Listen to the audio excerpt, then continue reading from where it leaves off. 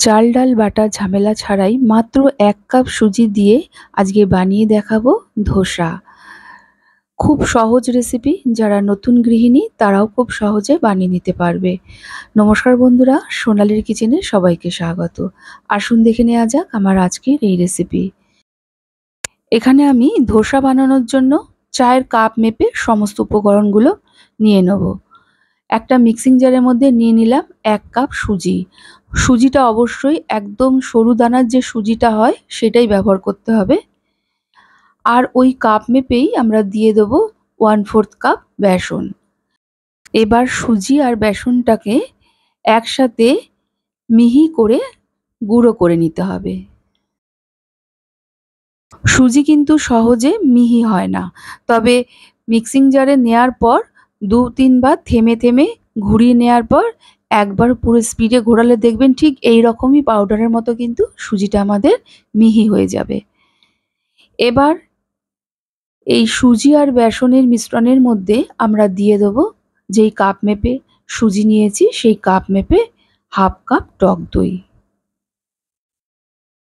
আর ওই কাপ মেপেই দিয়ে দেবো ১ কাপ জল। এবার এটাকে আমরা ভালো করে পেস্ট করে নেব।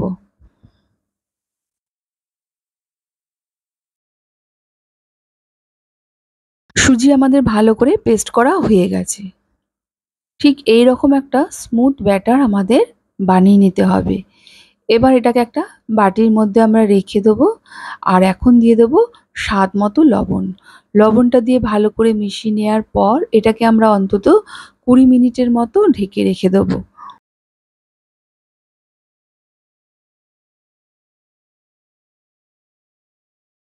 এই ধোসার সাথে খাওয়ার জন্য আমরা একটা নারকেলের চাটনি বানিয়ে নেব।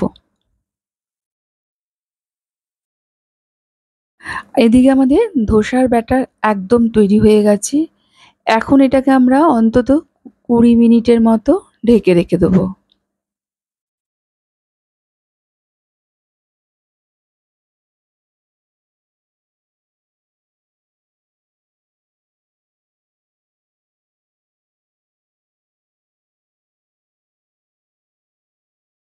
এবার আমরা নারকেলের চাটনিটা বানিয়ে নেব। মিক্সিং জারের মধ্যে নিলাম একটা নারকেলের অর্ধেক মালাটা কুড়িয়ে নিয়েছি সেইটা। সাথে দিয়ে দেবো ২ টেবিল চামচ চীনা বাদাম। বাদামের এই খোসাটা ছিল সেটা ফেলে দিলাম। দিয়ে দিলাম ২ টেবিল চামচ খোসা ছাড়ানো ছোলা ভাজা।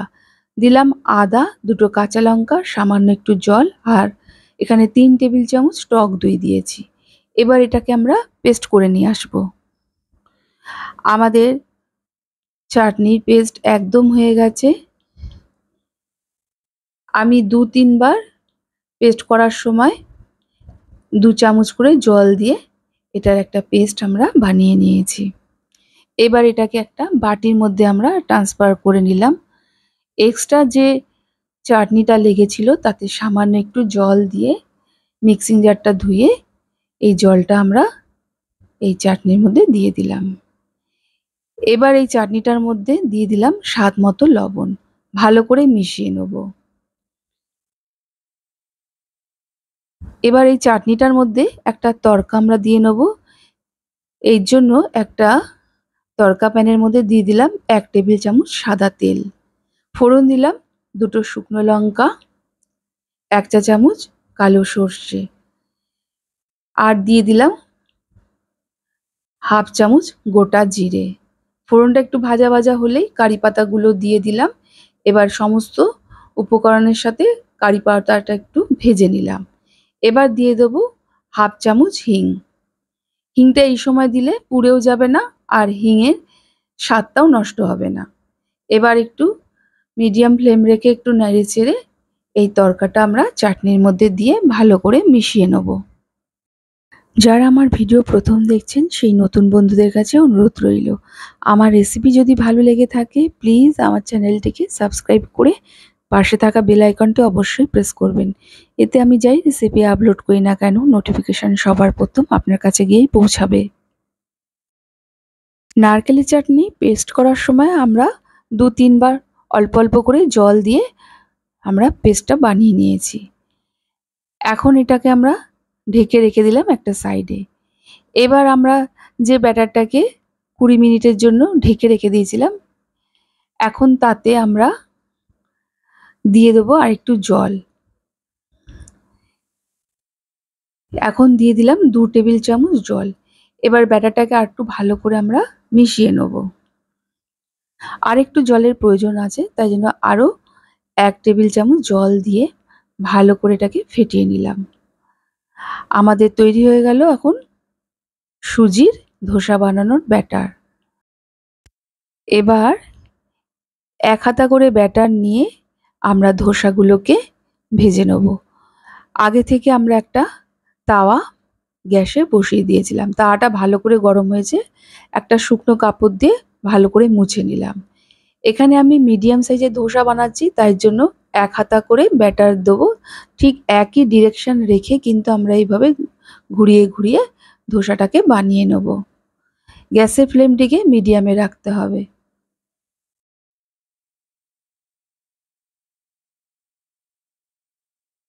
এখন দেখুন ওপরটা ভালোভাবে শুকিয়ে গেছে। এখন আমরা এতে দিয়ে দিলাম ১/২ চামচ সাদা তেল। এখন কিন্তু আমরা নাড়বো না, দেখুন নিচটা কি সুন্দর ব্রাউন কালার হতে শুরু করেছে। ভালোভাবে ব্রাউন হয়ে গেলে আমরা এটাকে উল্টিয়ে ভাঁজ করে তুলে নেব। আমাদের একটা ধোসা বানানো হয়ে গেল।